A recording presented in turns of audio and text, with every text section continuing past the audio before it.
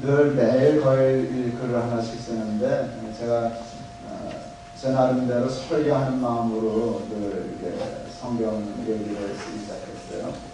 그랬더니 사탄이라는 아이디를 쓰는 친구가 그 글에 댓글을 달았어요.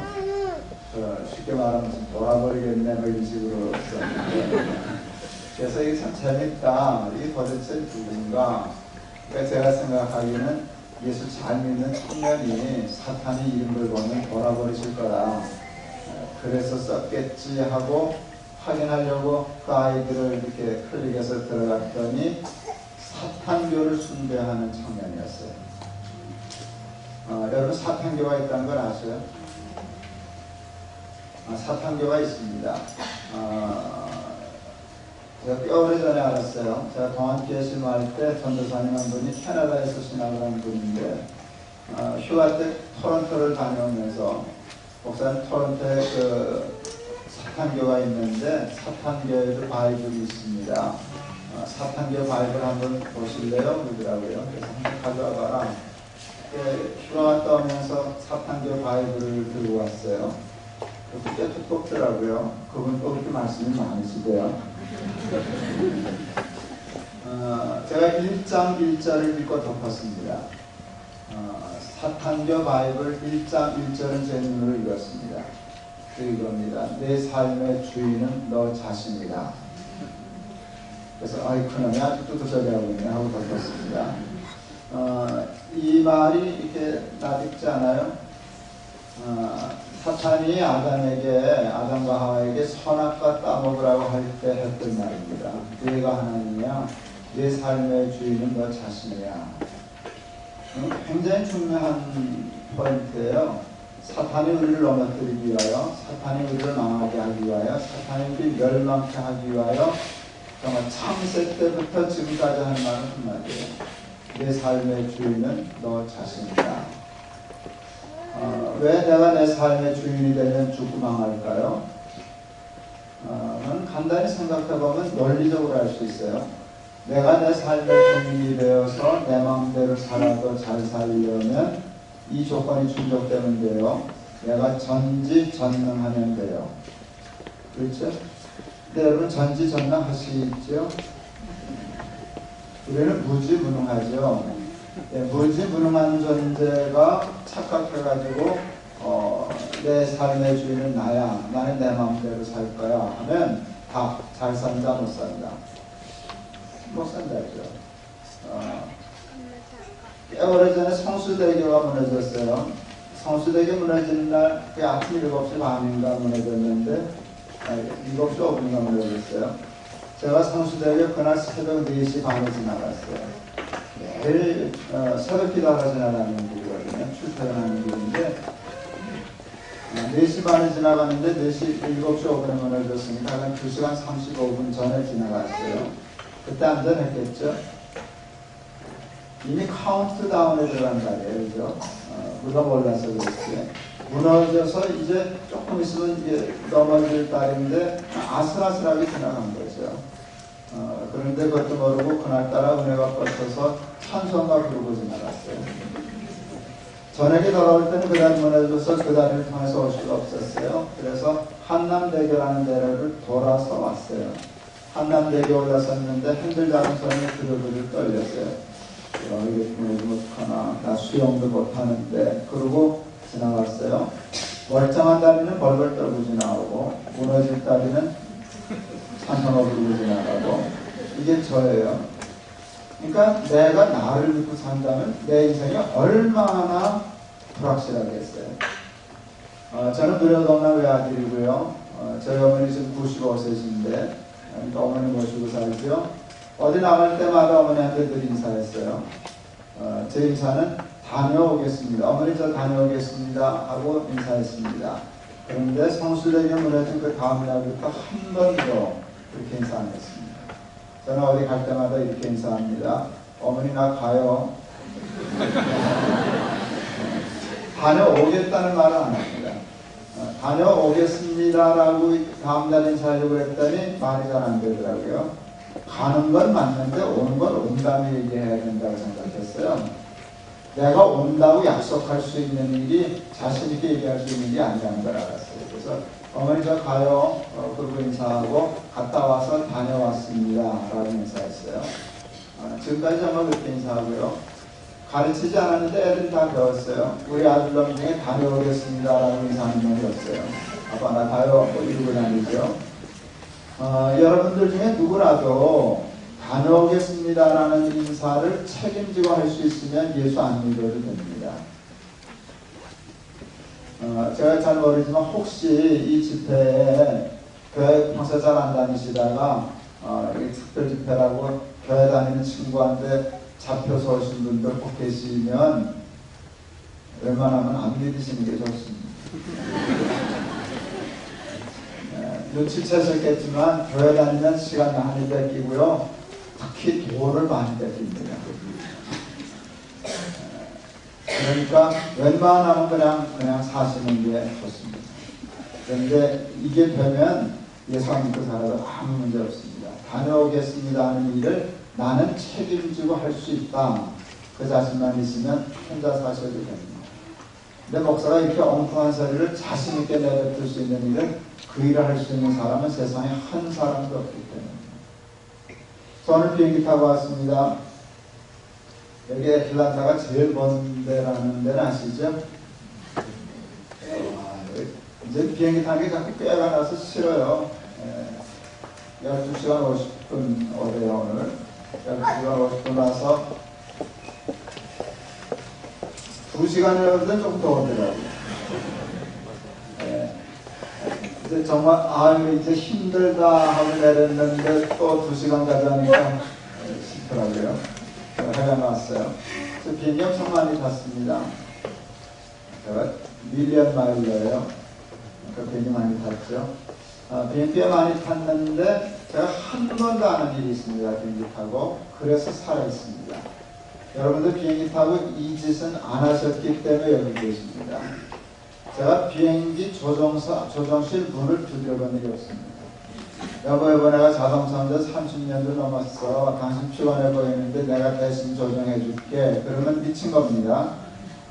확률은 거의 없지만 그때 조종사 같이 미쳐가지고 자동차 30년 했냐? 비행기나 자동차 비슷해. 나 피곤한데 네가 잠깐만 좀 조정해라 하고 날아가는 비행기 조정관 저한테 맡기면 비행기 어떻게 될까요? 얘기해요. 비행기 어떻게 되나요? 추락합니다. 비행기 추락합니다. 저는 압니다. 비행기는 조종사가 조정해야 안전하다는 걸 압니다. 하나 더 압니다. 근데 이 하나 더 아는 것이 제 평생에 보게 되었습니다. 오늘 이 설교 제가 되게 많이 한 설교입니다. 혹시 순진하신 분, 김 목사가 오늘 이 설교 처음 여러분에게 하는 거라고 생각하시는 분이 계시려면 안 계시겠죠? 예. 저는 녹음기입니다. 가는 데마다 이거 틉니다. 몇 번쯤 했을 것 같습니까? 이 설교. 힌트. 되게 많이 했습니다. 몇 번쯤 했을 것 같아요? 한 600번 정도 한 것 같습니다. 어디 들으셨을까요? 한 600번 정도 한 것 같아요. 600번 하려면, 500번 정도 하려면요, 매주일 쉬지 않고 10년 해야 됩니다. 그러니까 이 설교를 매주일 해야만 10년 걸리면 500번 합니다. 그런데 600번을 했다는 것은 10년을 더 했다는 뜻입니다. 저는 죽을 때까지 이 설교가 죽을 겁니다. 왜 그런가 하면 이 설교 때문에 받은 복이 이루마루도 할 수 없기 때문에. 저는 이 설교만 하고 그냥 집회 끝나서도 아무 여한 없습니다. 12시간 안에 20시간 비행기 타고 와서 그 설교 하나 하고 끝내도 저는 아닙니다. 제가 이 설교 때문에 얼마나 복을 받았나 하는 얘기를 쉽게 납득할 만큼 하여주고 싶습니다. 젊어지기 싫은 복을 받았습니다. 아직 이 말 뜻이 뭔지 잘 모르겠습니다. 저는 젊어지는 게 정말로 싫습니다. 저도 이제는 슬슬 젊어지는 게 좋은 나이가 됐습니다. 저희들에도 손주 5입니다. 우리 큰손녀가 3학년입니다. 그러니까 저도 이제 조금 나이 됐잖아요. 저도 이제 곧 은퇴합니다. 근데 저는 한 번도 젊어지고 싶지 않았습니다. 안 믿어지시겠지만. 여러분, 젊어지고 싶다는 일을 잘 분석하면 썩 건강한 생각은 아닙니다. 자신의 삶에 불만족스럽기 때문입니다. 불만하기 때문입니다. 자기 성의 제 삶이 안 차기 때문에 다시 한번 살아보고 싶은 겁니다. 박하사탕이라고 하는 영화가 있었어요. 꼭 보신 분이 계실는지 모르는데 설경구라고 하는 배우가 주연으로 아주 열연을 했습니다. 그냥 대충 스토리는 이 설경구라고 하는 분이 인생이 꼬였어요. 뭐 광주 민주운동에도 뭐 진압군으로 내려가서 뭐 그러고 뭐 하여간 인생이 많이 꼬여서 마지막 장면은 달려오는 기차에 치받쳐서 자살하는 게 마지막 장면입니다. 근데 그 장면이 아주 인상적이에요. 눈은 부릅뜨고 있는 한 다 써가면서 팔 쫙 뻗고 기차 달려오는데 나 돌아갈래 그러고 죽는 거거든요. 그러고 끝이 나요. 그때 그 대사 그 장면을 보면서 나도 소리를 질렀어요. 속으로. 난 안 돌아갈 거야. 나는 내 인생 돌아가고 싶지 않아요. 누구나 사람은요 꿈이 있어요. 저도 꿈이 있어요. 누구나 사람은 욕심이 있어요. 저도 있어요. 근데 그 꿈과 욕심을 다 이루고 사는 사람은 그다지 많지 않아요. 호랑이를 꿈꾸면 고양이 정도 산다는데요. 고양이 꿈꾸고 살았더니 쥐 정도 산다는데요.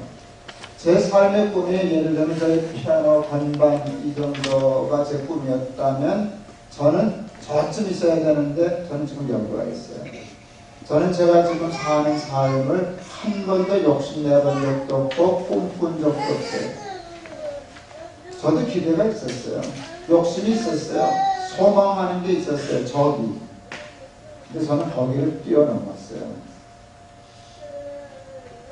기분 나쁘시죠? 되게 잘난 척 한다고. 뭐 상관없어요. 사실이니까. 예. 저는 가끔 아내한테 그래요. 하늘이 뚫렸나 봐. 하늘이 뚫리지 않으면 저처럼 못 받았어요. 하늘이 뚫렸나 봐. 뭐든 그렇다고 저한테 힘든 일이 없냐? 그건 아니에요. 그거하고 상관없어요. 저도 힘든 일도 있고 괴로운 일도 있고 어려운 일도 있는데 여하튼 그것과 이것은 비교할 수 없어요. 제 법이 너무 많아요. 그래서 꼭 하나님이 실수하신 것 같아요. 나를 놓치신 것 같아요. 여러분들 보다가 나를 놓쳐가지고 내가 빠졌어요. 여기까지 온 것 같아요. 하나님이 어쩌다 이러시면 어떨까 하는 걱정을 해봤어요. 장난처럼. 야, 너 언제 본다냐?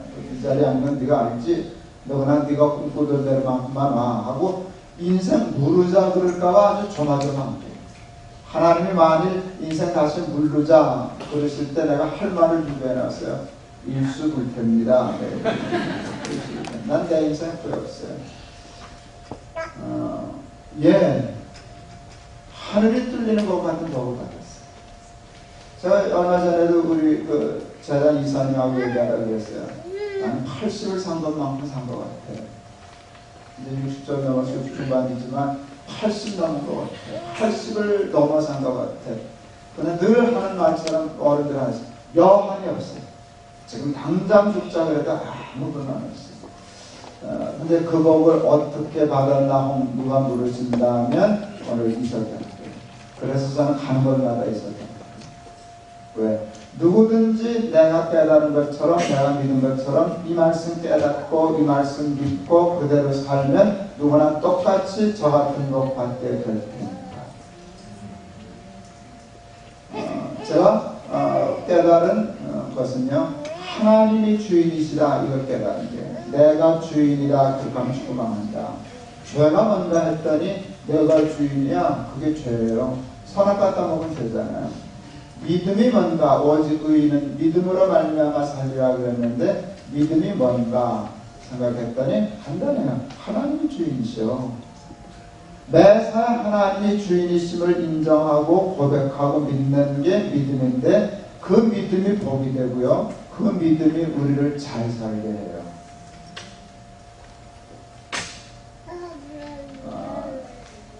사람들은 돈이 우리를 잘 살게 하는 거라고 생각해요. 그런데 그렇지 않아요. 불행하게도. 여러분 돈 좋아요? 싫어요? 정직하게 얘기해요. 돈 좋아요? 싫어요? 저는 목사인데 돈 좋아할까요? 싫어할까요?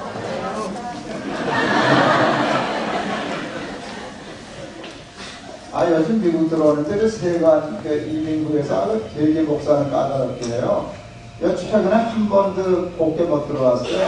오늘도 또 고생했어요. 묻잖아요. 왜 왔냐? 교회 집회하러 왔다.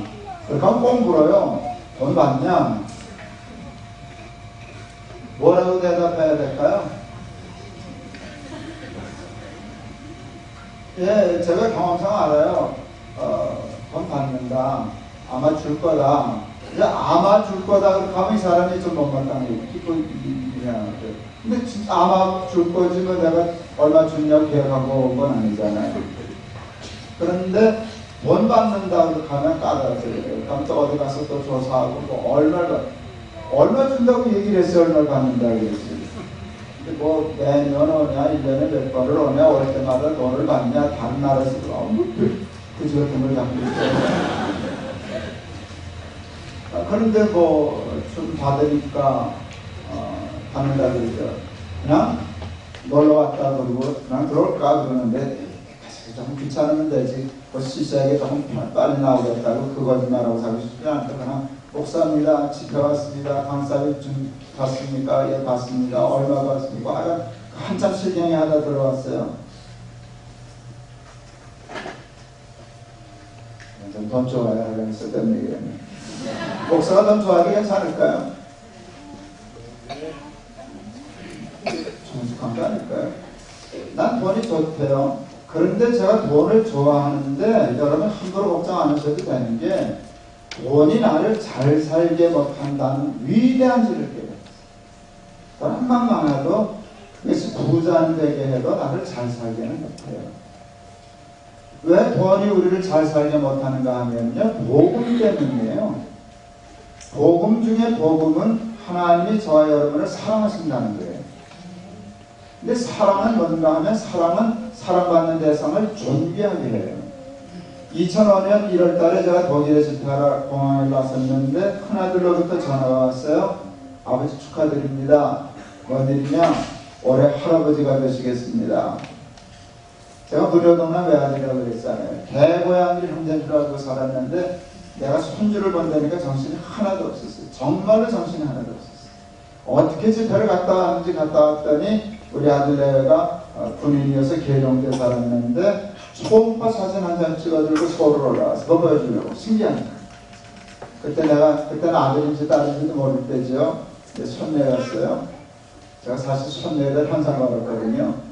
아들만 셋이었기 때문에 딸이 좀 있으면 좋겠는데, 그래서 며느리한테 배벽하는 날 딸 나라 상주마 이제 그랬던 게 현상 파는 딸인데, 그게 이제 처음에 꼬부라지신 게 뭐냐면 게 볼가지 같은 게 하나 우리 며느리 뱃속에가 됐으더라고요. 이게 아들인 줄 알아요, 딸인 줄 알아요. 키를 재는데 2.8cm더라고요.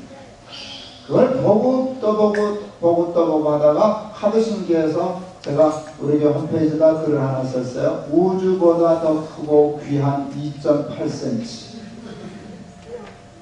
맞아요? 틀려요? 그 꼬부라진 내 손주라고 하는 피붙이라는 것 하나를 딱 본 순간 걔는 세상에 어느 것보다도 그냥 온 천하를 가지고도 바꿀 수 없어요. 내가 귀히 여기는 어떤 것보다도 귀했어요. 하나님이 저와 여러분을 사랑하시기 때문에 똑같은 원리가 적용했어요. 하나님은 우리를 귀히 여기셔요. 내가 연약할수록 더욱 귀히 여기사 높은 보좌 위에서 낮은 나를 보시네. 날 사랑하신 이게 복음 중에 복음의 핵심이에요. 하나님은 우리를 사랑하셔요. 물론 높기 때문에, 잘났기 때문에, 똑똑하기 때문에, 착하기 때문에 사랑하는 게 아니라 그냥 새끼기 때문에 사랑하는 거예요. 그러니까 약하면 더 안쓰러운 거예요. 가난하면 더 불쌍한 거예요. 고생하면 더 마음 아프신 거예요. 하나님이 사랑하셔서 어쨌든 우리는 가난할 수도 있고 부할 수도 있고 잘 나갈 수도 있고 좀 못 나갈 수도 있지만 우리는 귀해요. 무엇보다 천하보다 귀해요. 그래서 골치 아픈 문제가 생겼어요. 그래서 천하를 다 얻어도 만족할 수가 없어요. 왜? 우리가 더 크니까. 제가 좀 비교적 가난했어요. 그래서 이야기할 자신이 있어요. 자격이 있어요. 여러분, 가난하지 않은 사람은 가난에 대해서 얘기하는 건 건방진 거예요. 배부른 소리고. 네가 가난을 알아. 그렇게 할 말 없어요. 네가 가난을 알아. 그렇게 하면 나도 알아. 그 자격은 있어요. 저희 아버지 학교 수의하셨어요. 저는 어렸을 때 계산하고 따지는 거 좋아했어요. 우리 아버지 한 달 월급은 쌀 몇 가마 사나? 한 달 그거 따졌어요. 우리 아버지는 한 달에 쌀 한 가마 반 이상 월급을 받은 적이 없어요. 그 당시 학교 수입 월급은 쌀 한 가마 반이었어요. 여러분 지금 애틀란타 사시니까 한국의 쌀 한 가마가 얼마인지 모르시죠? 신문 보니까 쌀 수매할 때 농민들이 18만원 달랬던가 17만원 달랬던가 그거 가지고 수익행위 하는 걸 보니까 그냥 20만원 미만인 걸 틀림없어요. 그러니까 20만원 저도 한 가마 반이라면 한국의 지금 화폐 가치로 30만원 정도 월급 받고 살았다는 뜻이에요. 지금 30만원은 노숙자도 그거보다는 더 벌어요. 국어를 해도 요즘 그렇게 벌거든요. 근데 옛날엔 우리가 그렇게 살았어요. 그러니까 돈 없었어요. 겨우 밥 먹고 살았어요. 밥 안 먹고. 그런데 우리 어머니가 살림을 매섭게 했어요. 그 돈을 다 안 쓰고 남겨서 저축을 했어요. 그리고 60원인데 집을 샀어요. 저는 그것을 세계 8대 불가사의라고 해요. 불가사의 쌀 한 가마 반 가지고 먹고 남겨서 집을 샀으니까 중3 때였어요. 이사 갔는데 잠이 안 오래요. 너무 좋아서. 내가 방바닥을 맨저복을 바람 걷고 맨저복이 야 좋다 우리 집이다. 그러다 잠을 끝내 못 잤어요. 그날 생각한 거 있지 않아요. 평생 새빵살이 하다가 자기 집 사서 이사 가는 날 첫날부터 풀풀 자는 사람도 아니다. 그게 몸이지 사람이야. 여러분 정직하게 대답하세요. 돈이 주는 만족 있어요 없어요? 정직하게. 돈이 주는 만족 있어요 없어요? 있어요. 얼마나 좋으면 애가 잠을 못 자겠어요. 만족이 지나쳐서 잠을 못 자거든요. 그렇게 좋은 돈이 한계가 있어요. 며칠 못 잤을까요? 제가 이틀 못 자는 사람 있어요. 예민한 사람. 사흘 못 자는 사람도 있어요. 아주 예민한 사람. 일주일 못 자는 사람도 있어요. 미친 사람. 그건 이제 공부예요. 여러분 세상에 아무리 좋아도 일주일 가기 힘들어요. 일주일 지나면 잊어버려요. 1년 지나면 불만이 생겨요. 왜 이렇게 조금해? 왜 이렇게 너저래? 그래요. 나는 집이 큰 줄 알았어요. 그런데 내가 더 컸어요. 솔로몬이 이렇게 얘기했어요. 헛되고 헛되고 헛되고 헛되니 모든 것이 헛되도다. 모든 강물은 연하여 바다로 흐르되 바다를 채우지 못하는도다. 여러분 솔로몬에게는 부귀와 영화와 쾌락이 그냥 강물이 바다로 흘러오는 것처럼 그냥 자동적으로 연이었어요. 연하여 흘러왔어요. 근데 안 차는 거예요. 그래서 그것을 체험으로 그것으로 만족하고 행복하려고 하는 일이 헛되다는 걸 깨달았어요. 헛되고 헛되고 헛되고 헛되니 모든 것이 헛되더라. 그러니까 돈 우습게 여기는 건 그렇지 않아요. 돈 버는 거 좋죠. 가난한 것보다는 부자가 낫죠. 그러나 돈의 한계는 정확해요. 그러나 부자로 사는 것이지 잘 사는 건 아닙니다. 우리 큰아들 놈이 초등학교 1학년 때 친구 집을 갔다 왔더니 호들갑을 떨어요. 아빠 우리 친구 집에 갔다 왔는데요. 되게 잘 살아요. 하고 괴짜에다 힘을 많이 줬어요. 왜 그러냐 그랬더니 자가용이 2대야. 그때 자가용 한 대 있으면 부자였거든요. 한국. 자가용 2대 있는 집을 거의 처음 봤어요. 집에 풀장 있어.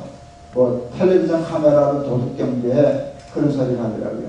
그때 제가 굉장히 중요한 사실을 깨달았어요. 우리 아이가 매우 중요한 말을 잘못 알고 있구나. 자가용 2대 있는 집을 보고 와서 이렇게 말했어야 알아요. 되게 부자예요. 돈 많은 건 부자라고 얘기해야 정확해요. 근데 우리는 꼭 잘 살아요 라고 얘기해요. 그게 뭐 그게 왜 잘 사는 거예요? 돈 많은 거지.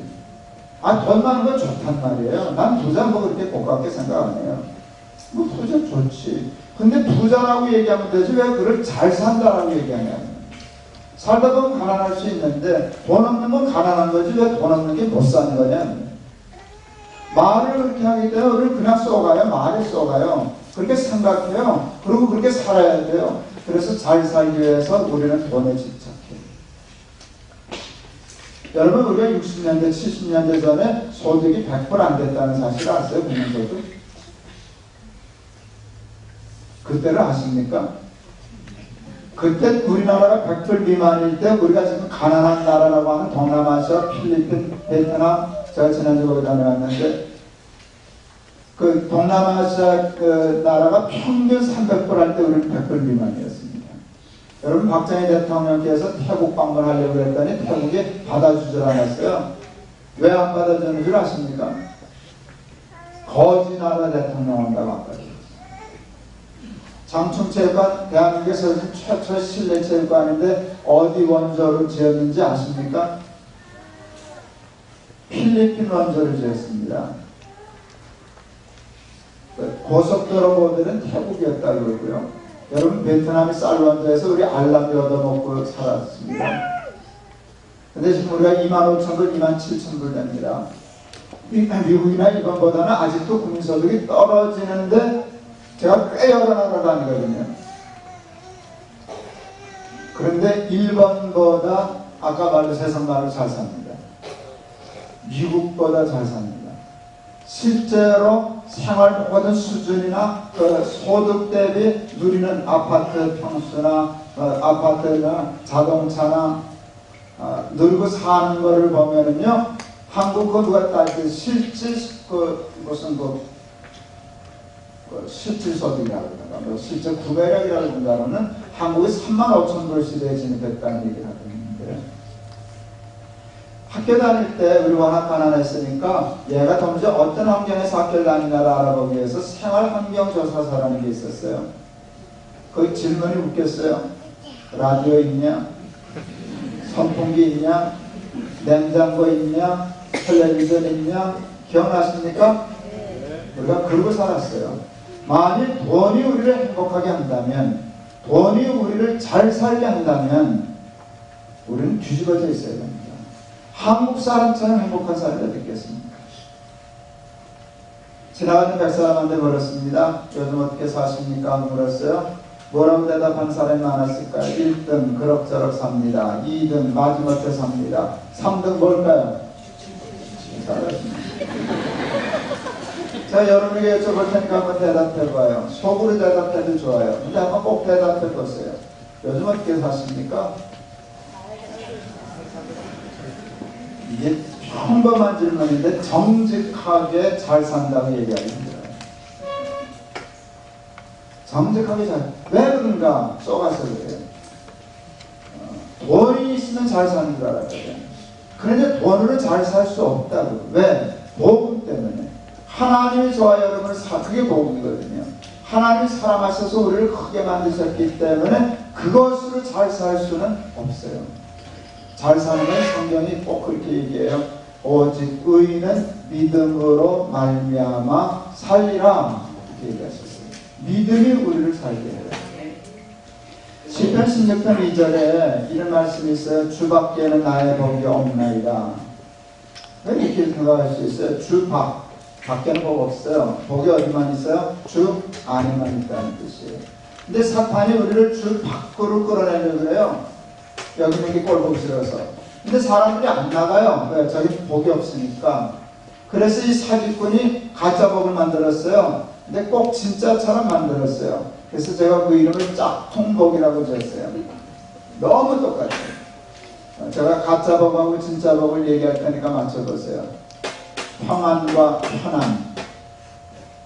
발음이 비슷해요. 근데 제가 비교적 발음이 정확해요. 평안과 편안. 알아들으셨죠? 어느 게 진짜 복이에요?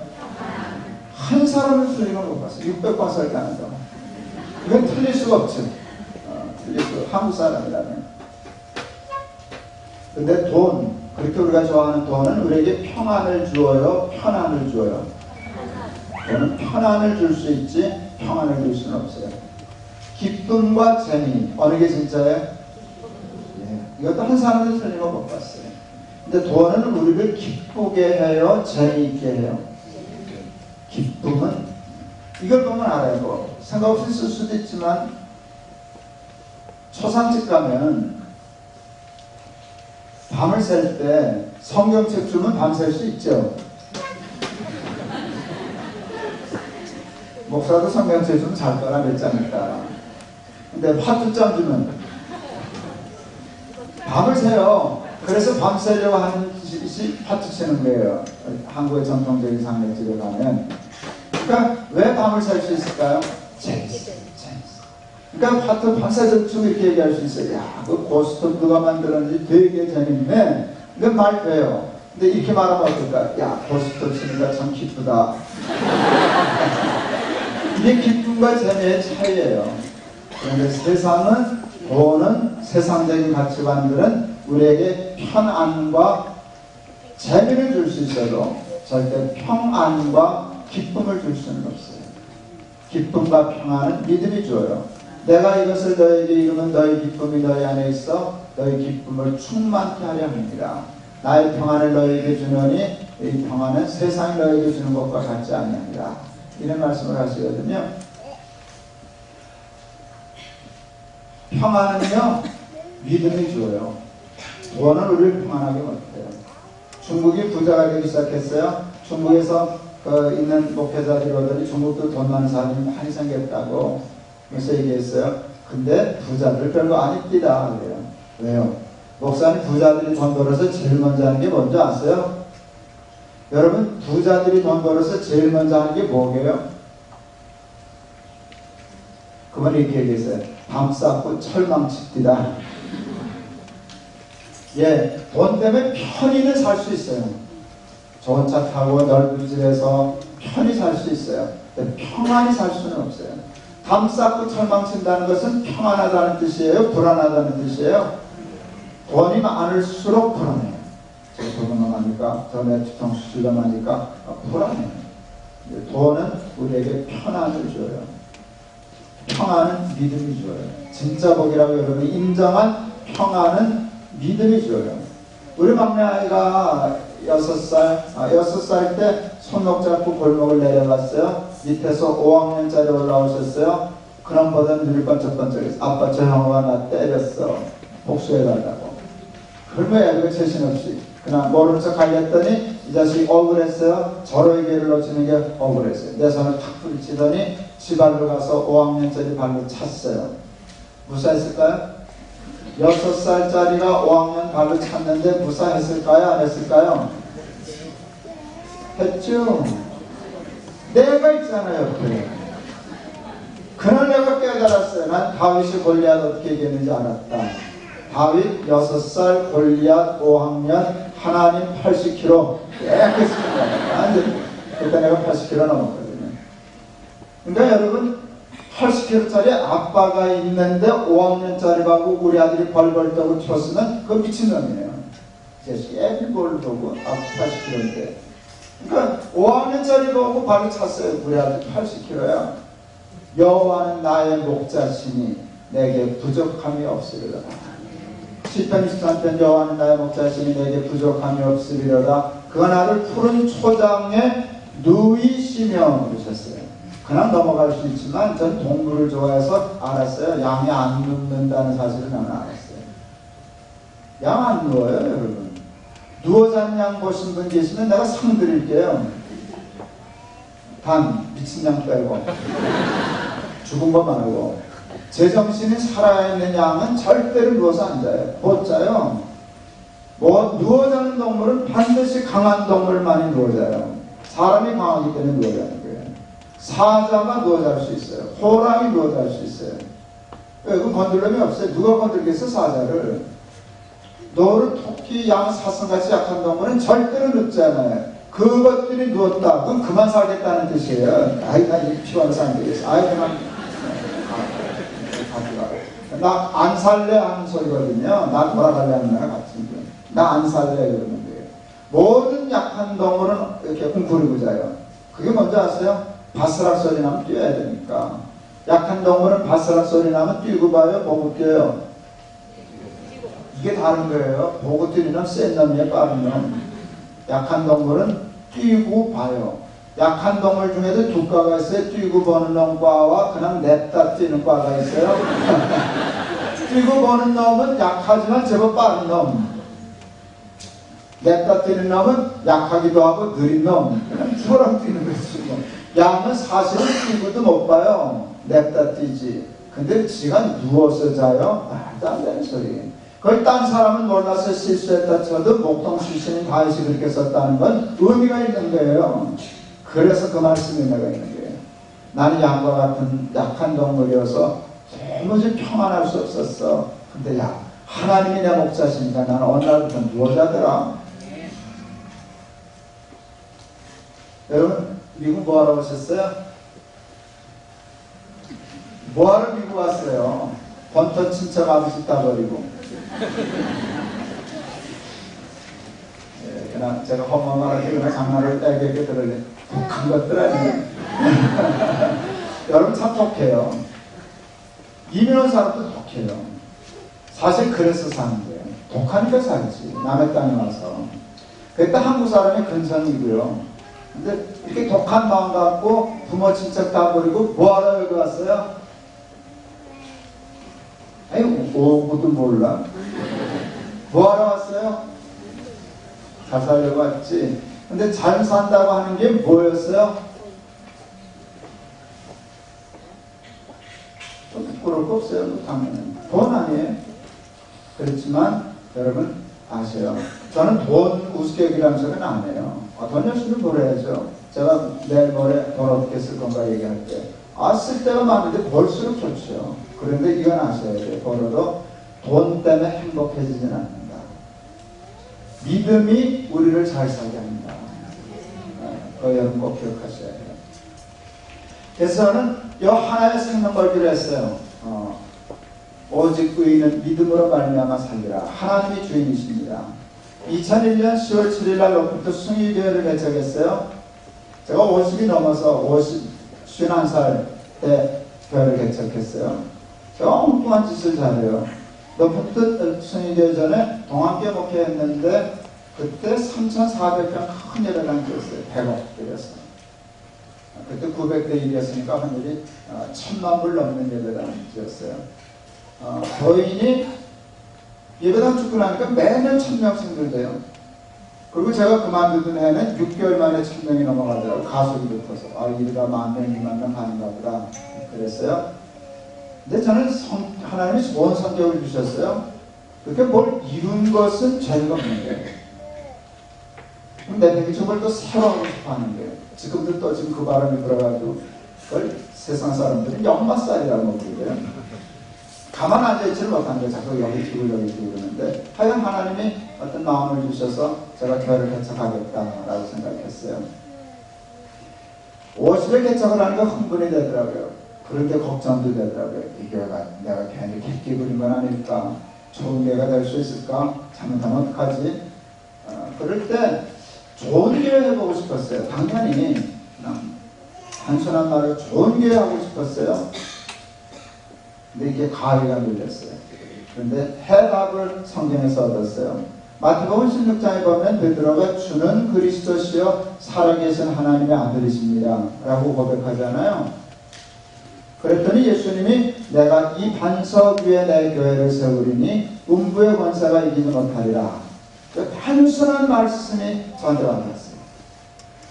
그 말씀에 은혜를 받는데 은혜를 받으면 말씀에 토씨가 살아나요. 토씨가.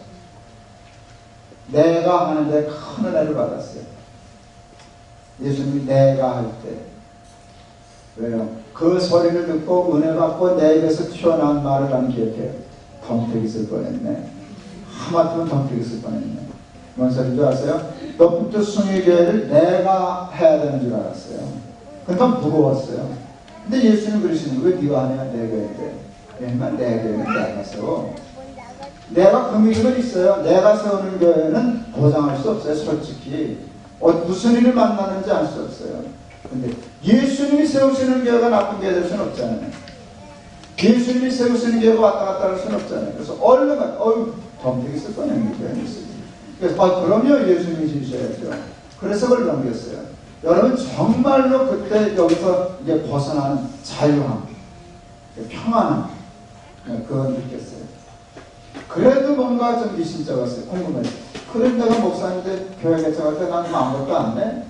그럴 때 하나님이 유치라는 단어를 사용하게 되셨어요. 유치. 유치하다는 유치가 아니에요. 평창 동계올림픽 유치 그거예요. 올림픽 유치할 때 IOC 위원회에게 프레젠테이션을 해요. 평창에서 동계올림픽을 열게 해주시면 이렇게 하겠습니다. 평창이 좋겠다. 낙점하는 거잖아요. 예수님 앞에서 높은 뜻승에게 프레젠테이션 하는 거예요. 여기다 교회를 세워주시면 이런 교회가 되게 하겠습니다. 그럴 때 예수님을 꼼짝없이 유치할 수 있는 전략, 하나님이 주인이신 교회를 하겠습니다. 이 신앙 고백이었어요. 주는 그리스도시여 살아계신 하나님의 아들, 거기다 교회를 세우시겠다고 했거든요.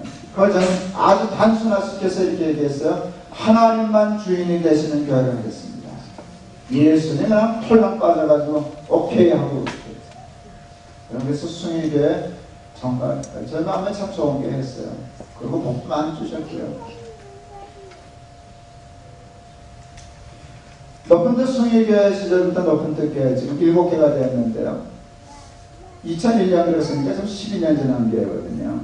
12년 지난 교회가 다 합치면 출석 9,000명 넘는데요. 교회 7개 되었는데요. 그러면 꽤 복 받은 거죠. 그럼 꽤 복 받은 거죠.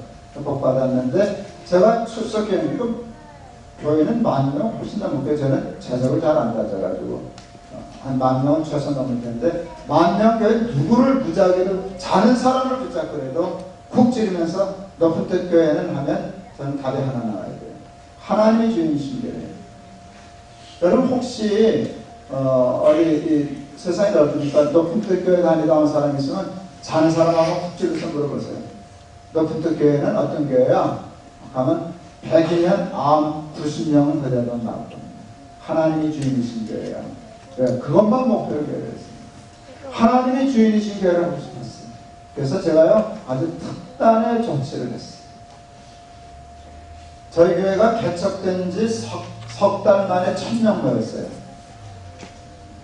쏟아져 들어왔어요. 장로님 하시던 분만 35분 오셨어요. 밝힌 분만 35분이지 전 멋졌다고 안 밝힌 분이니까 뭐 꽤 많이 오셨어요. 집사, 안수 집사 하던 분들이 되게 오셨어요. 그게 겁났어요. 다 교회를 아는 사람들이에요. 교회에서 그래도 한 가닥 하시는 분들이 오셨는데 누구나 사람에게는 원죄적인 본능이 있어서 장악하려고 그러고 자기가 그런 게 다 있어요. 주인 노릇하고 싶어 하는 게 본능이 그 원죄라고요. 근데 우리는 그것을 막을 수 있는 시스템이 없어요. 백지가 없거든요. 근데 이 잘못하다가는 이 교회 큰일 나겠다 싶어가지고 제가 아주 그냥 소극단의 조치를 취했어요. 2년 동안 주일 낮 예배만 드렸어요. 직분 임명하지 않았어요. 저는 교회 직분이 필요다 하면서 매우 위험한 요소를 가지고 있다고 생각해요. 왜? 직분이 계급이 되기 시작했거든요. 그래서 2년 동안 성도라고만 부르고 직분을 임명하지 않았어요. 남녀 선교회도 조직하지 않았어요. 조직하면 임원이 생기는데 그것도 뭔가 한 자리 잡고 하려고 했거든요. 힘을 쓰거든요. 그리고 뭐 부장돼서 도장 찍고 교회도 그걸 안 할 수는 없는데 그게 벌써 초반에 힘의 권력에 이렇게 배분이 거든요. 못하겠어요. 예배만 드렸어요. 대표기도도 안 시켰어요. 주일날 대표될까봐. 정말이에요. 정말이에요. 그만큼 예민했어요. 오목 불 때 너하고 다시는 안 된다 그런 놈이 있어요. 돌 3개만 하면 그러도 안 보고 막는 놈이 있어요. 그러면 그 승부가 날 수가 없어요. 돌 3개만 거기 갖다 막는 놈이 있으면 그게 할 길이 없더라고요. 그런데 우리 정관은 그렇게 답답한 정관이에요. 우리는요 사람이 주인 노릇할 만한 게 3개만 거기 다 막았어요. 오목에서 이길 수 없는 시스템을 만들었어요. 좀 싸나워요. 그래서 직분 임명 안 했고요. 조직 안 했고요. 인천에서 다니신 여자교우 한 분이 목사님 심심해 죽겠어요. 구역장 만들어주세요. 구역 예배 드리게. 그래서 제가 그래서 그냥 반상회 갔어요. 그랬어요. 2년 동안 예배만 생각 걸었어요. 일도 안 했어요. 일은 나중에 하잖아요. 틀 잡히고 다 잡힌 후에 은혜 받은 후에 일을 해야지 은혜보다 일이 앞서면 교회는 사단이에요. 저는 게으른 사람도 골치 아프지만 교회 충성하는 사람들 무서워요. 난 교회 열심히 나오는 사람 무서워요. 난 그래서 그렇게 열심히 나오는 거 싫어요. 여러분 여기 애틀란타는 여기 직장에 있어서 현대기아자로서 죽어라고 시켜서 남자들이 교회 나올 수 있는 그 너무 좋은 거줄 아시죠? 남자들이 일주일 내내 교회만 와서 살아와요. 교회 골치 아파져요. 별일 없어가지고 자꾸 교회 와가지고 네 자리니 내 자리니 그러고 교회 그러다 망했거든요. 그래서 일주일 힘써 세상에 나가서 일하다가 제 생각에는 일이 되나 모르겠다. 주일 예배 좀 잘 드리면 좋겠다. 주일 예배는 한 서너 시간 드려도 좋겠다. 그래서 알 수 있는 새벽 기도 정도는 힘이 되고 한다면 그것도 좋겠다. 그러면 수요일 날 와라, 주일 날 와라, 오후에 와라, 금요일 날 철야하자, 무슨 공부한다. 난 집회 가서 그래요. 목사는 교회밖에 모르니까 그런다. 그걸 뭐 목사하고 싸우겠냐? 내내 그러고 슬슬 빠져라. 그렇게 말하느냐? 그거 다 다니다가 살림 못한다, 장사 못한다. 그래서 그냥 주일 와서 예배 잘 드리고. 저 정말 그래요. 설마 그렇게 할 수 있겠지만 저희 꽤 많이 모이는 교회인데 우리는 주일 낮 예배만 집중해요. 그리고 훈련시키는 일인데 가능하면 밖에서 나눠라. 이게 우리 교회거든요. 교회 뭐 할 일이 이렇게 많다고 돈 얼마 쓰는 일 가지고 이렇게 수천 명이 달라붙어서 있는 게 어딨냐. 나가서 왕 같은 제사장 하나. 괜찮죠? 어쨌든. 하여간 자리를 안 줬어요. 왜 그랬나? 주인 노릇할까봐. 저희는요, 살벌한 점만 갖고 있다고 그랬죠? 저희 교회는 원로 제도가 없어요. 저 이제 은퇴 얼마 안 남았는데, 저는 원로 목사 못해요. 장로님은 원로 못해도 이름만 뺏긴 거예요. 저는 엄청난 돈을 뺏긴 거예요. 아시죠? 저도 돈 좋은데요. 지금도 괜히 그랬나 싶은 생각이 가끔 들어요. 이제 은퇴 얼마 안 남았으니까. 그래도 좀 포기해야 되겠다 생각했어요. 그리고 우리 담임 목사 미국은 이제 그렇게 법변하는 데가 많던데 전 그거 하다가 죽는 줄 알았어요. 그 계획이라고 한답시고 목사도 6년에 한 번씩은 교인들한테 신임을 붙자.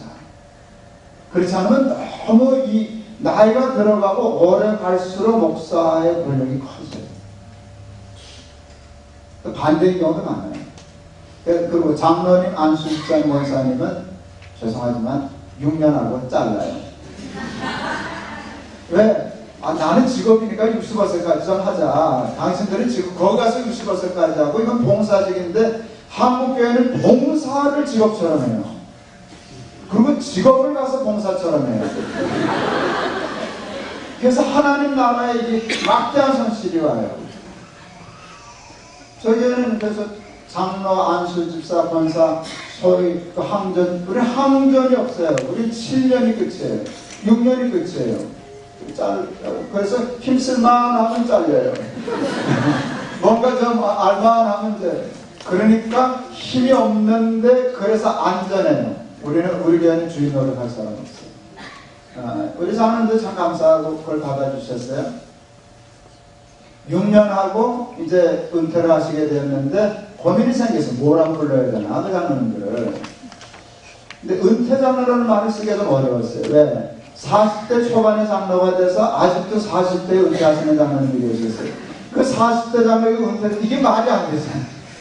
사역장로, 은퇴장로 뭐 이렇게 했는데 장로님들이 기가 막힌 안을 뽑아왔어요. 목사님 고민하지 마세요. 그냥 장로, 시무장로 그러면 됩니다. 시무하는 사람에게만 시무자를 붙이자는 거예요. 그리고 장로 했으니까 부르기는 장로라고 불러줄 거 아닙니까? 그냥 부를 때 장로라고 부르면 되지. 거기다 은퇴, 공로, 명예, 원로 이런 거 붙이시면 안 돼요. 괜찮죠? 우리 은퇴식 당했어요. 은퇴식 해드리려고 그랬어요.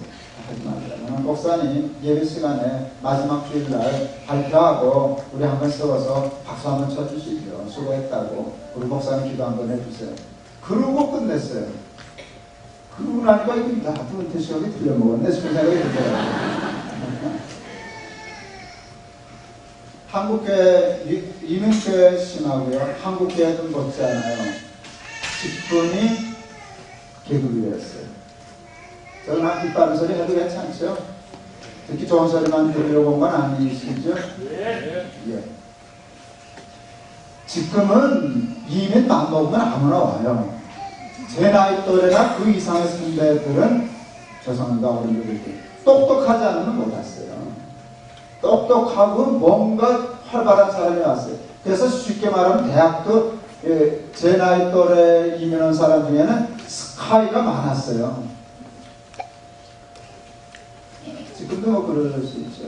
그런데 이놈은 영어가 안 되는 거라 스카이도. 그러니까 이게 뭔가 주류사회에 진입, 또 뭐 스카이라 그래봤자 우리는 이민자인데 오자마자 주류사회에 진입하고 이렇게 못 따라가잖아요. 그러니까 자영업을 하기 시작했어요. 근데 한국 사람은 똑똑한 데다 성실하기 때문에 자영업을 했지만 돈은 꽤 벌어요.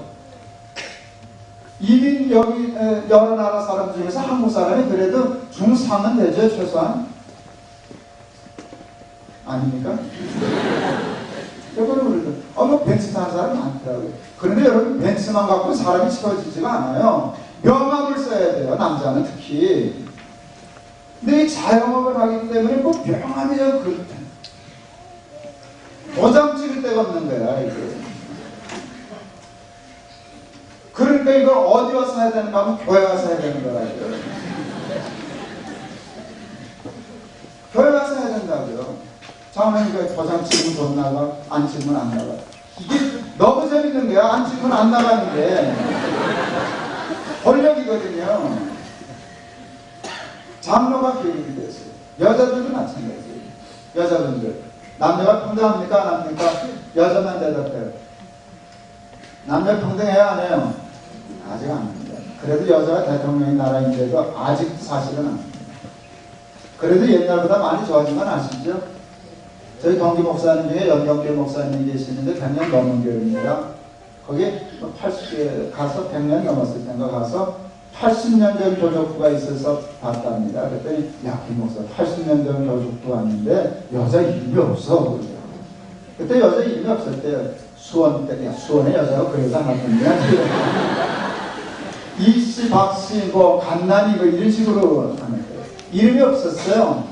요즘은 이름이 있어요, 없어요? 있어요. 근데 아셔요, 여자분들? 여자는 아직도 이름이 있는 것 뿐이지 이름으로 불리는 기회가 남자만큼 많잖아요.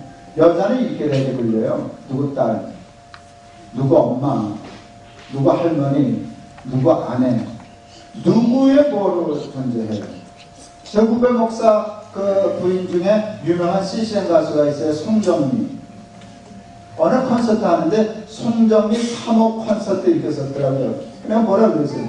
3호는 저렇게 명칭으로 쓰는 게 아니라 호칭, 부를 때 쓸 수 있는 것이지 그게 무슨 존칭이나 명칭처럼 그걸 그렇게 쓰는 게 아니에요. 그리고 네가 왜 아무개 목사 마누라기 때문에 노래 부르냐? 네가 성악가이기 때문에 선생이기 때문에 교수이기 때문에. 송정미 교수도 교수잖아.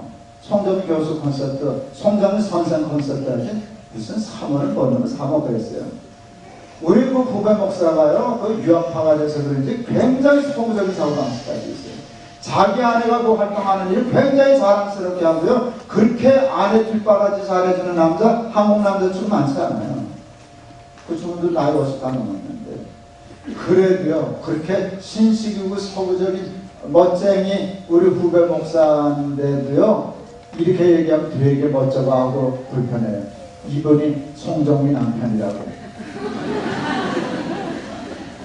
남자는 누구의 남편이라는 말로 소개받는 일을 되게 자존심 상해해요. 여자는 누구의 마누라라는 걸 그렇게 좋아해요. 남편으로 자기를 얘기하는.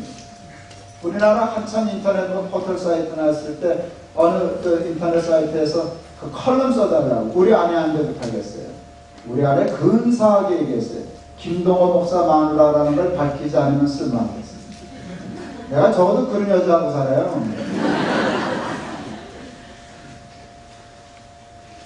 여자는 그래서 무의식적으로 난 뭐냐 알아가는 게 생겨요. 축자고 뒷발에서 남편 세워나 아들 딸 세워나 이것들이라고 남편. 애들이 이것들이죠. 이것들이 저잘나서 된 줄 알고요. 조금 있으면 엄마하고 말이 통하냐 안 통하냐 그러고 아내 무시하고 혼자 잘 나가고 그렇게 하면 그걸 뭐라 그러더라?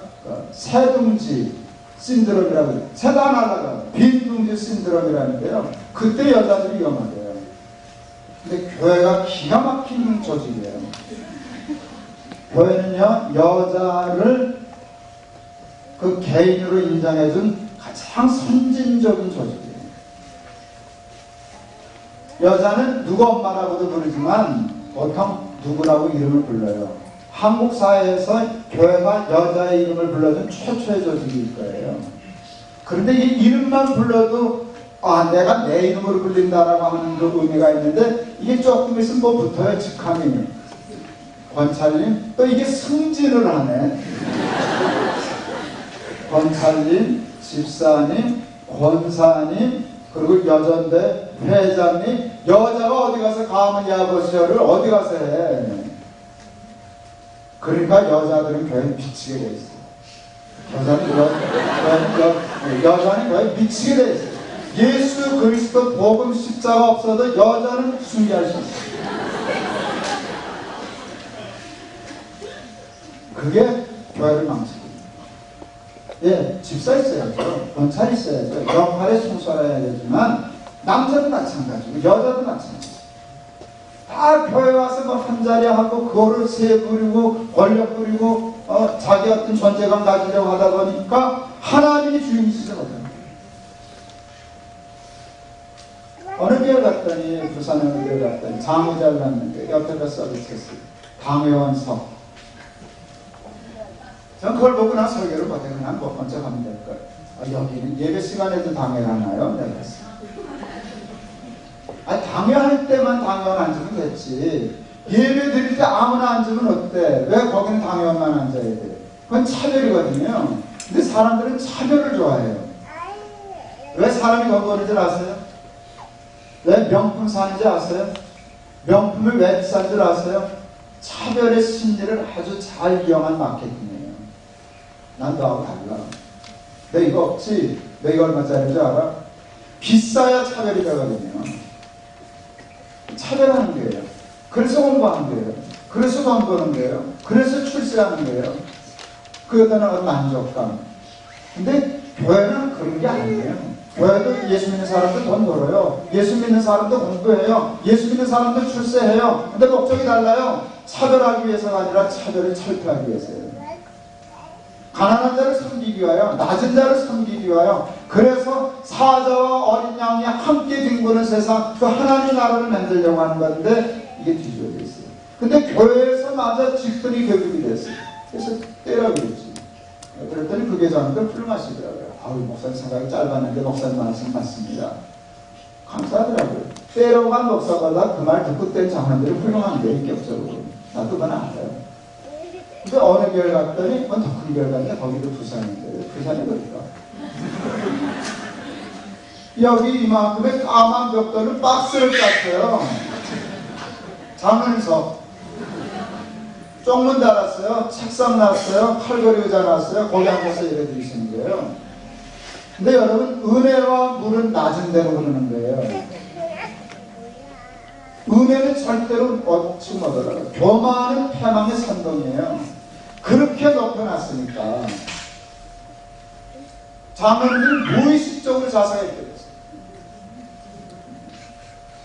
어느 우리 아내가 텔레비전 보다는 난 졸았는데 콕콕 찌르면서 웃더라고요. 당신 저거 좀 봐야 돼. 왜? 거기 이게 나왔어요. 한국에서 거의 잘 나가는 성공한 50대 위의 남자들의 표정이 나왔더라고요. 내가 보여드릴게요. 이게 이만큼. 당신이 꼭 그런다는 게, 내가 그렇다는 게 그런 거예요. 할 말이 없더라고요. 이게 나 잘났다는 뜻이거든요. 나 강하다는 뜻이거든요. 그런데 이런 자세가 사실은 은혜 받는 데 굉장히 다 이루고 계시더라고요. 그러니까 되게 설교를 이렇게 해요. 젊은 목사 설교 꽤 잘하는구나. 일부를 설교하고 앉았어. 이제 일부 있는데 난 만만치 않아요. 부수라고 그랬어요. 설교 시간에. 뭐하는 짓, 마지막 이게 뭐하는 짓들이냐고. 부수시라고. 이 교회는 저 부수기 전에는 대개는 그거 하고. 집회 끝나고 왔더니 장로님 마음들이 열받아가지고 교회 나가면서 소리 질렀대요. 어디서 잣다오 목사님 데려왔냐고. 안수 집사님 한 분이 막부터 싸웠다네요. 목사님 말이 맞는데 자면 왜 그러시냐고. 잘 싸웠다 그랬지. 그리고 이렇게 싸운 게 잘한 건 아니지만 그걸 내버려두고 안 싸운 것보다는 좀 놓고 싸운 게 잘했지. 그래도 수습을 해야지. 여러분, 사람이 주인으로 당하는 거예요. 교회 주인은 하나님 한 분뿐이셔야만 좋은 교회가 돼요. 그래야만 그 교회에서 교인이 여러분들이 복을 받는 거예요.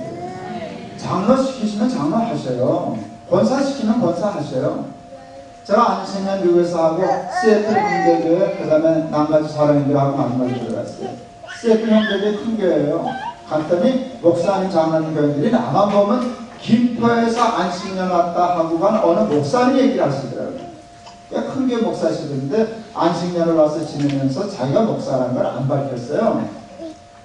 그랬더니 교회가 모르고 그분을 집사 임명을 했어요. 나 같았으면 제가 교회 목사입니다. 그리고 이실직고를 했을까 이 가짜 목사신 것 같아. 내가 언제 집사 노릇을 해버려. 그러고서는 덜컥 받았다는 거예요. 그러니까 시애틀 형제교회 집사가 된 거예요. 김포 큰 교회 목사가. 근데 여러분 그분이 그 마음으로 집사를 했으니까 얼마나 잘했겠어요. 뭐 안 빠지고 뭐 열심히. 근데 순 활동을 하는데 순장이 다른 주로 이사를 가는 바람에 그분이 제일 열심히니까 목사가 집사를 하니까 얼마나 잘했겠어요. 그러니까 고속 승진을 해서 순장이 됐다네. 순장했는데 그럼 뭐 1년에 금방 가잖아요. 몇 달 있다가 이제 돌아가게 되니까 그때 고백을 하는 거예요. 제가 사실은 별 목사입니다. 안식년 했었는데 발칵 뒤집혔어요. 내가 그 얘기 들으니까 감동이 오더라고요.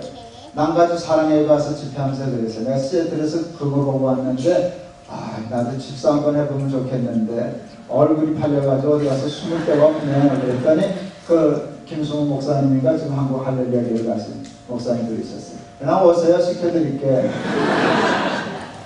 저 정말 집사해보고 싶어요. 제가 수행회계 할 때 2년 동안 교인들 직분 얘기 안 하고 성도라고만 불렀잖아요. 처음에 좀 이상하게 너무 좋더라고요. 그래서 제가 우리 아들한테 부탁했어요.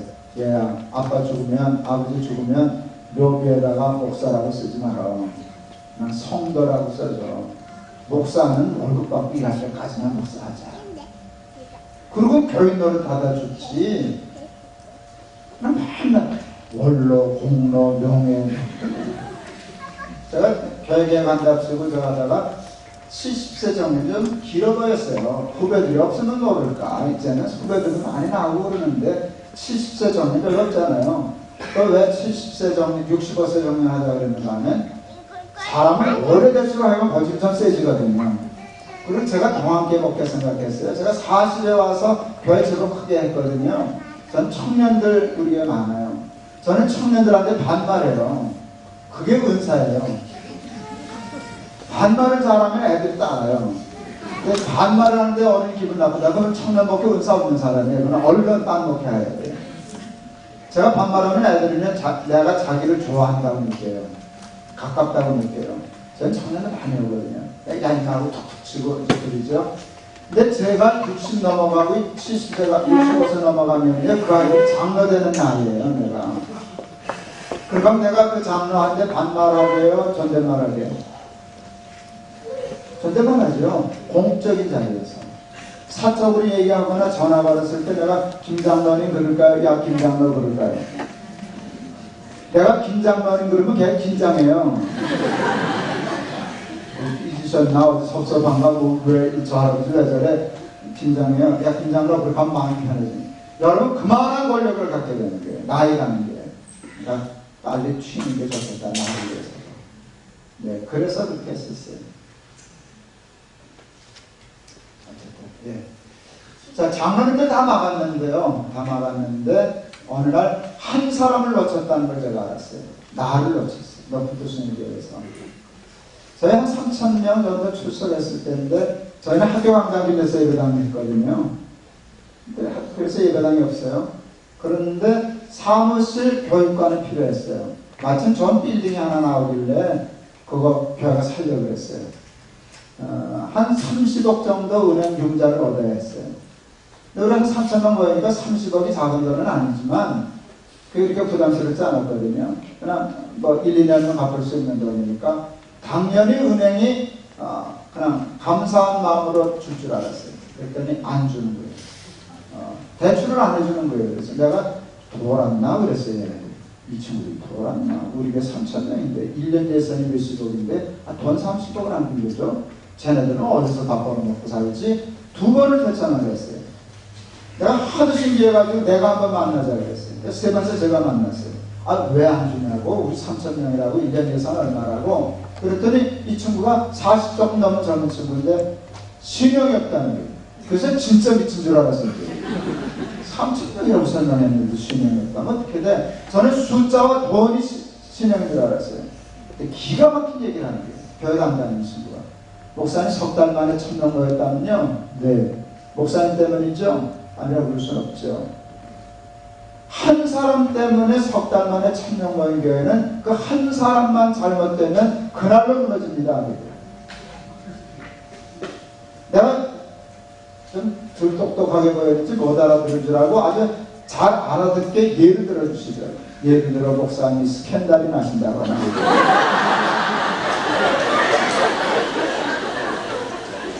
그런데요, 이게 농담을 한 말이 아니라는 걸 알았어요. 그 은행은 그 가능성까지도 다 계산해냈는데 사람이니까 있을 수 있는 일이잖아요. 그런데 오래되고 튼튼한 교회는 그래도 그걸 잘 넘어가는데 이 숭의교회는 한 사람에게 딱 빌리는데 그 나서만 하나만 받으면 이건 와야 된다는 거예요. 돈 받을 때 차 사고로 돌아만 가셔도 돈 못 받습니다.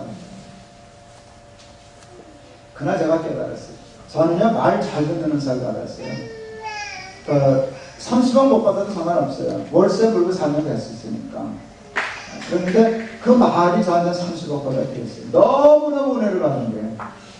그랬더니 이 인간이 자기 말에 그렇게 감동받는 사람을 처음 봤잖아요. 자기 말에 감동받는 것에 감동받아가지고 돈 빌려줬어요. 그걸 내가 따왔죠. 그래서 지금 큰 좋은 빌딩이 됐어요. 그날 제가 깨달았어요. 장로님들 권사님 문제가 아니라 김동호가 문제구나. 그래서 그날 굉장히 전 그렇지만 높은 뜻 숭의교회에서 김동호 목사 제거하기. 그리고 제일 먼저 한 일이 안식년 떠나는 일이었어요. 많은 사람들은 안식년을 쉬는 걸로 알아요. 제 해석은 달라요. 너 없어도 돼. 너 없어도 돼. 높은 뜻 숭의교회 나 없으면 안 되는 교회로 지금 온 세상이 나하고 실제로 그러는데 이거 훈련해야 되겠구나 생각했어요. 제가 안식년 가겠다 그러니까 장로들이 나오고 하였지. 목사님 우리 교회는 그때 한 4,000명 거였는데 교회만 4,000명이지 아직 개척교회입니다. 제가 한 달에 한 주일 설교를 안 했어요. 내 설교에 길들여질까봐. 부목사님들 세우고 다른 목사님 세우고 그랬어요. 제가 설교 안 하면 400명에서 800명 안 와요. 내가 이래봬도 그런 목사예요. 장로들이 그러는 거예요. 목사님 설교 한 줄만 안 해도 최소한 400에서 800명이 움직이는데 1년 동안 강단 비우면 우리가 무너집니다. 내가 그러니까 가야 됩니다. 언제까지 나한테 의존하고 살겠냐고. 젖대야 됩니다. 그래야 큽니다. 잘 납득해서 갔어요. 교회 줄었게 안 줄었게요?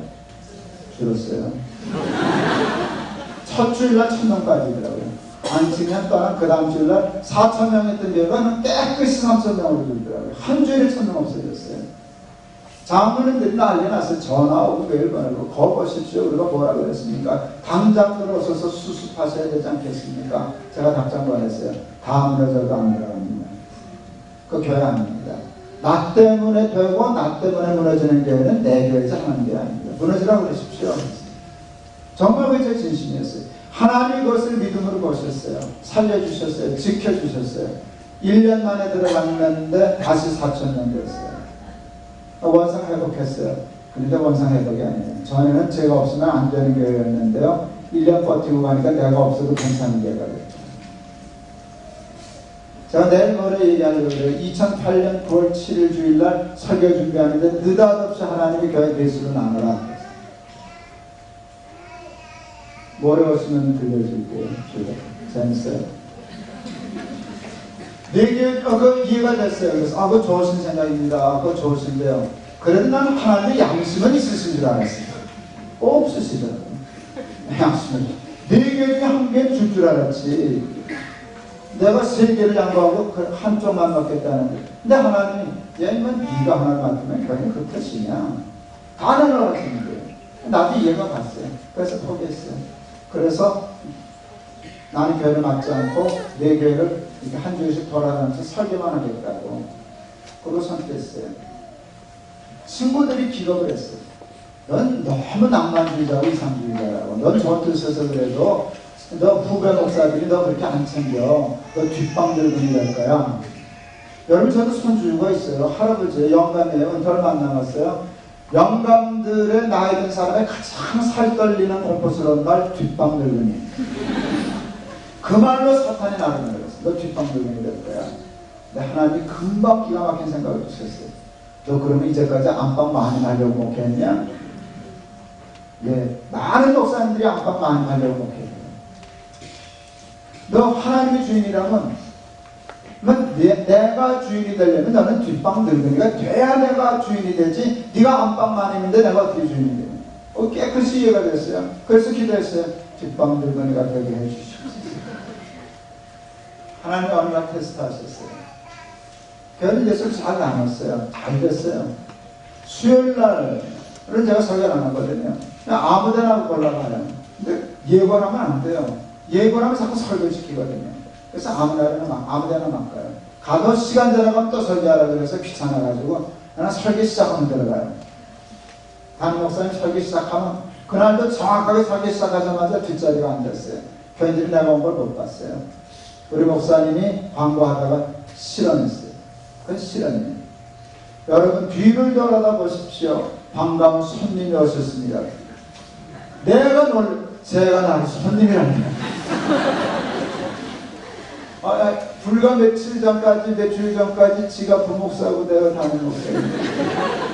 내가 가지고 지는 의리였는데 나를 병 취급도 안 해. 손님이라고 그랬어. 글 취급도 안 해. 내가 병이냐? 그래서. 근데 마음이 변던 나를 이렇게 찢어지는 것처럼 난 한 번도 내가 높은 교회 손님이라는 생각을 해본 적이 없어요.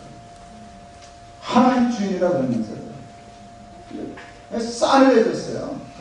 그 얘기한 목사 얼음이지 뭐. 교인들 깜짝 놀라고 얘가 나를 손님이란다 이러고 있는 상황인데 그 0.0 몇 초겠죠. 그때 내가 그걸 붙였으면 그게 헌신 나는 거예요. 아직도 힘은 나한테 있거든요. 지금은 다 뺏겼지만 그때까지는 나한테 힘이 있다고요. 우리 목사 그렇게 얘기하고 내가 섭섭해하면 너무 못해요. 이해하시죠? 분위기? 근데 하나님이 기가 막힌 얘기를 해주세요. 예, 손님이 되어야 끝까지 반갑답니다.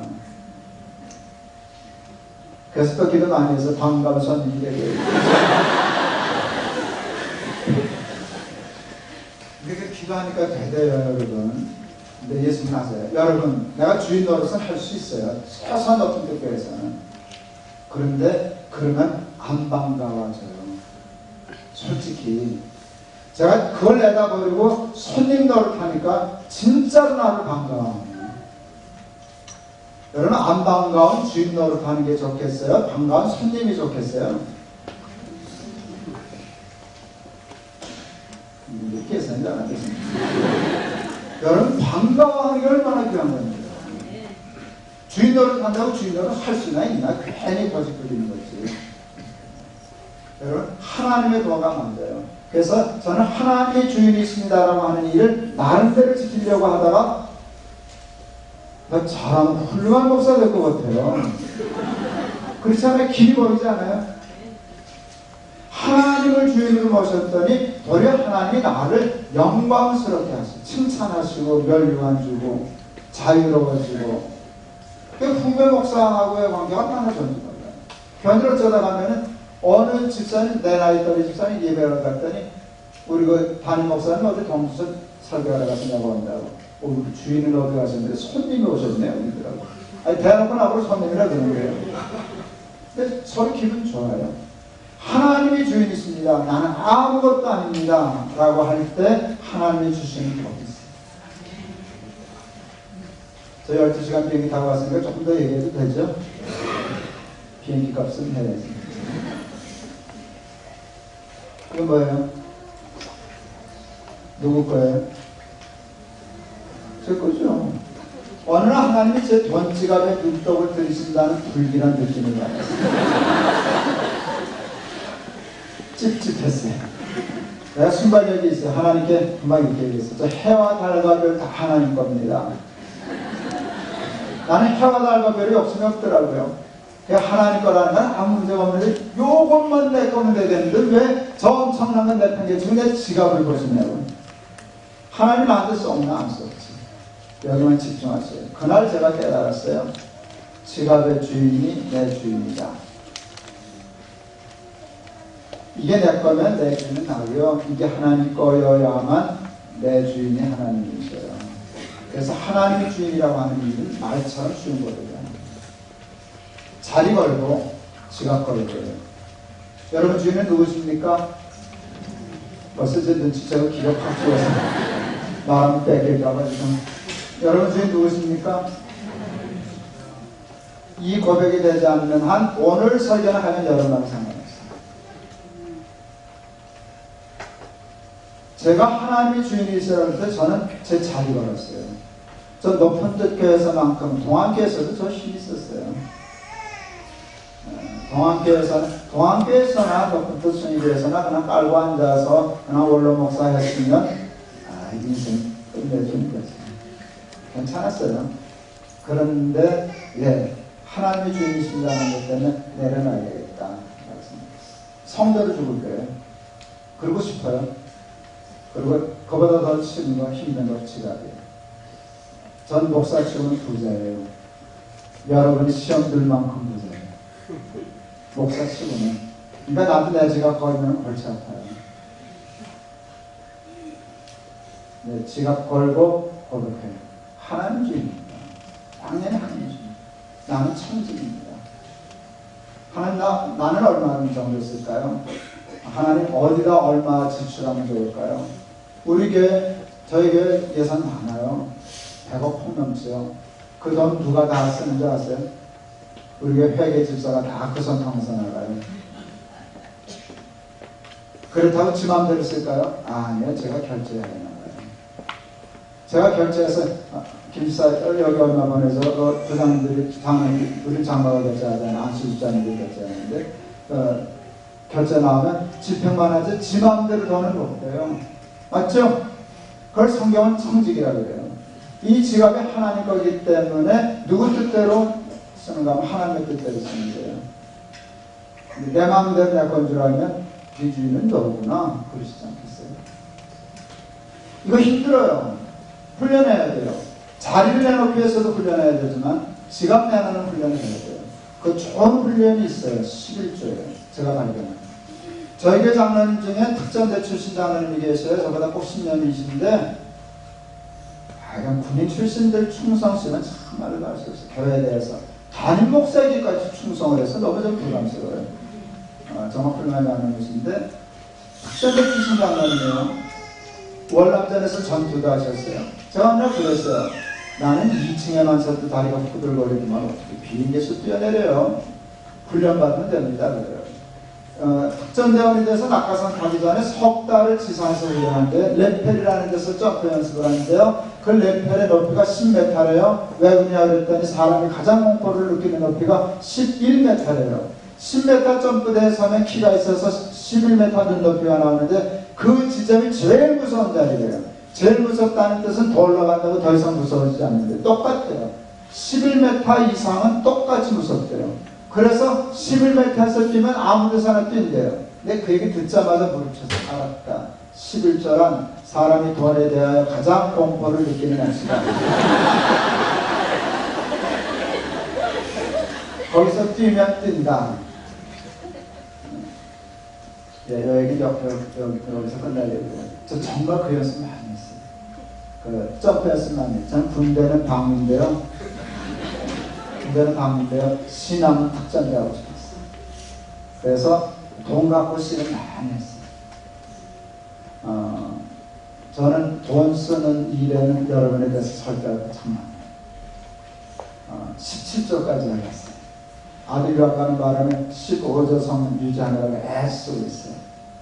그리고 하나님이 내게 주신 우리 아버지가 남겨주신 재산이 있었으니까 그 세계 8대 불가사리 그게 꽤 커졌거든요. 한국 부동산 불패거든. 그래서 저한테는 큰 돈 됐어요. 목사로서는 쉽게 마련할 수 없는 돈 가졌어요.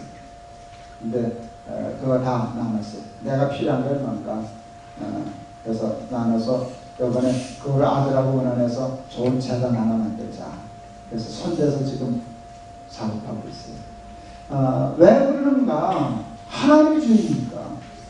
이걸 내 것처럼 다 내 것을 그리고 하나님 용돈 드리듯이 하나님 입 막으려고 이렇게 갖다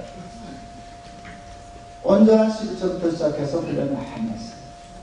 여러분 다른 건 나중에 하시고 이번 집회 후에 하나님이 주인이심을 위해서 온전한 11조 생활에 한번 도전해 보십시오. 그거는 11조의 의미가 뭔가 하면 하나님이 주인입니다. 하나님이 주인입니다. 나 연습하고 싶습니다. 거기서 뛰면은요 헌금 생활에 굉장히 자유로워져요. 나중에 되면은요 나를 위해서는 작은 돈 쓰고 싶고요 하나님을 위해서는 큰 돈 쓰고 싶은 그러니까 보복낙하를 하는 거죠. 너무 통쾌하고 재밌는 게 있어요. 어쨌든 자 말씀 마치렵니다. 베드로가 주는 그리스도시여 살아계신 하나님의 아들이십니다 라고 신앙 고백을 하니까 예수님이 천국의 열쇠를 주셨어요. 여러분 천국의 열쇠가 뭔지 아세요? 자녀의 권세예요. 영접하는 자, 그 이름을 믿는 자들에게는 오늘 본 말씀 하나님의 뭐가 되는? 무엇을? 자녀의 권세가 뭘까요? 자녀의 권세는요 아버지께 맺게 되는 권세예요. 애들이 학교 갔다 친구 데려올 때 그래요. 야 우리 집 갈래? 그래요. 우리나라 말로 우리 집은 자기 집이라는 게 이 도둑놈들이 10원도 안 대놓고 지 집이라고 날강도 같은 거. 그래도 그게 날강도 아니에요. 아빠 집이니까 자기 집인 거예요. 코미디언 중에 이휘재라는 분이 있어요. 아버지가 웃기시더라고요. 친구들이 전화했는데 그 아버지가 받으셨대요. 그 휘재네 집이죠? 그랬더니 그 영감님 그러셨다네요. 아니다 내 집이다. 휘재 아버지 집이니까 휘재 집이죠. 그러니까 하나님의 자녀가 되면요 하나님 나라가 내 나라가 되는 거예요. 하나님이 김동원에 서서 여러분 자리 뺏들고 여러분 지갑 뺏으려고 그러는 그렇게 사기치시는 건 아니에요. 그렇게 해석하는 분도 많더라고요. 근데 아니에요. 하나님이 주시고 싶은 게 있어서 그런 거예요. 아까 얘기했지만 베드로가 천국의 열쇠를 받았어요. 천국의 열쇠가 뭐게요? 그게 자녀의 권세예요. 자동차 열쇠를 줬다 네 차다. 아파트 열쇠를 줬다 네 집이다. 천국의 열쇠를 줬다 네 천국이다. 그거 아니에요? 그게 자녀의 권세죠. 저는 천국의 열쇠 쉽게 이해했어요. 우리 큰아이가 한동대 입학했어요. 97년인가 예, 갔어요. 한동대 집어넣고 하니까 거기가 대학 문 열고 나가면 논바닥이더라고요. 아직도 슈퍼 가려면 15분 차 타고 나가야 돼요. 거기는 수동 같은데요. 거기다 아이를 떨궈 놓고 하니까 불안하더라고요. 갑자기 돈 떨어지면 가나 멀리 타야하는데 제가 그래서 대학교 1학년 들어가자마자 크레딧 카드 만들어줬어요. 내 이름에 통장에서 그러면 나가는 거예요. 우리 아내가 1년을 체크했어요. 쓸 때 썼나? 쓸 만큼 썼나? 지나치면 뺏으려고. 우리 아이 그때 이미 철들었어요. 꼭 쓸 때 쓰더라고요. 어느 날 이 마음이 들었어요. 이 자식 철들었네. 이게 굉장히 중요한 단어예요. 이 자식 철들었네 하는 순간 아이에 대한 신뢰와 믿음이 생겼어요. 믿으니까 그 다음에 체크 안 해요. 여러분 믿으니까 다 주고 싶더라고요. 여러분 지 돈이 내 돈인지 모르나 내 돈은 지 돈이죠.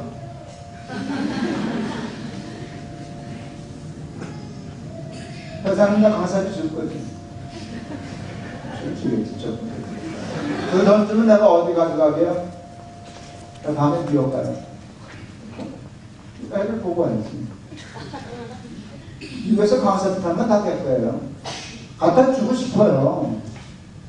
유학 나가서 벌써 돈 떠들고 그러니까 조금이라도 열심히 갖다 주고 싶어요. 내 돈이 지 돈이 내 돈인지 모르지만 내 돈은 다 지 돈이죠. 그런데 여러분 어렸을 때 그러진 않아요. 저는 애들 돈 주는 게 취미였어요. 하도 가난했어서 애들 돈 주는 게 너무 기뻐요. 그래서 우리 애들이 좀 시컷 썼겠죠. 취미가 돈 주는 건데 저는 가난하지 않았으니까 크게 목사였습니다. 아니요. 제가 교육을 했어요. 내가 주고 싶은 대로 돈 주면 우리 애 잘못되거든요. 그래서 100원, 1000원 하면 줬어도 10,000원 하면 물어보고 주고 준 다음에 물어보고 확인하고 그랬어요. 어느 날 내가 차를 타고 가는데 아들 셋이 탔어요. 우리 아이들이 참 감사한 건 어려서부터 제 설교를 듣고 자랐어요. 전 자녀교육을 따로 할 필요가 없었어요. 그래서 설교하는 게 그냥 자녀교육이 됐어요. 큰 놈이 아빠 한 시간 가야 되는데 설교태 듣고 가지 이게 웬 떡이냐 해서 그랬더니 설교태에서 이게 나왔어요. 나는 우리 아이들을 사랑합니다. 내 생명보다도 귀합니다. 사실입니다. 그런데 좀 캥기더라고요. 쑥스럽고. 그러면 꼭 그러는 것 같아요. 아, 이거 생명은 나중에 주시고 10,000원이나 좀 드려요. 그렇게 얘기했으면 잘못된 거예요. 내가 10,000원을 왜 아꼈겠어요? 돈 때문에 애가 철이 안 들어서 잘못될까봐 못 주는 거지. 철만 들면 생명도 주지. 그걸 깨달았어요. 내가 자식을 믿으니까 카드를 주는구나. 예수님이 베드로를 믿으시니까 열쇠를 주시는구나. 그러니까 이게 정리가 되기 시작했어요. 베드로가 예수님을 믿으니까 예수님이 베드로를 믿으실 수 있으셨네. 베드로가 입으로만 주여 하고 믿지를 못했으면 예수님이 베드로를 못 믿으셨을까요? 예수님이 베드로를 믿으시니까 열쇠를 주시네. 내가 자식을 믿으니까 카드를 주네. 같은 맥락 아니에요? 그냥 깨달았어요. 아, 그때는 카드가 없어서 열쇠를 주셨구나. 요즘 성경 쓰면 이렇게 쓰겠다. 내가 천국 카드를 내게 주리니 네가 땅에서 이렇게 하면 여러분 웃으셨어요. 제가 아까 얘기했잖아요. 하늘이 뚫렸다고. 하늘이 뚫렸다고. 제 개인이나 교회나 재단이나 목회나 자식이나 모든 일에 거기에는 돈도 들어가 있습니다. 그러니까 여러분 잘못 들으시면 괜히 시험 들어요. 되게 잘난 척할 거거든요. 제가 얘기하는 단위들이 굉장히 크거든요. 근데 하나님이 주셨으니까 받았지. 내가 어디 가서 뭐 도둑질을 했겠어요? 뭐 내가 주식 투자를 했겠어요? 교회 가서 뭐 날만두질을 했겠어요? 근데 쏟아 부어주시는 게 있어요. 제가 이제 설교하다 얘기할 텐데 제가 어느 날 엘리야의 기름병이네. 쏟았는데 꽉 차가지고 쏟았는데 꽉 차가지고 말씀하시렵니다. 하나님이 김동호를 사랑하실까요? 여러분을 사랑하실까요? 똑같이 사랑하십니다. 그건 틀림없죠? 하나님이 높은 뜻 교회를 사랑하실까요? 몽고메리에 있는 교회를 사랑하실까요? 똑같이. 하나님이 어떻게 교회를 차별하고 당신의 사랑하는 자녀를 차별할 수 있겠습니까? 똑같은 믿음에 똑같은 축복이 역사하는 일이 있습니다. 여러분 주인은 누구세요? 하나님이세요. 쓸데없는 자리싸움 하지 마시고 쓸데없이 암만 많아도 행복을 주지 못하는 돈에 매여가지고 주인 노릇하지 마시고요. 하나님이 주인이십니다 하고 자리도 쓰고 물질도 주를 위하여 써서 하나님의 자녀가 되는 권세에 간증하는 증인들 될 수 있기를 주의 이름으로 축원합니다. 기도하시겠습니다. 하나님 아버지 감사합니다. 몽고메리에 잘 보내주셔서 귀한 성도들에게 말씀 전하게 해주셔서 감사합니다. 말씀은 씨앗되게 하시고 저들은 옥토되게 하시사 30배, 60배, 100배의 열매 맺게 하옵소서. 예수 그리스도 이름을 받들어 기도하옵나이다.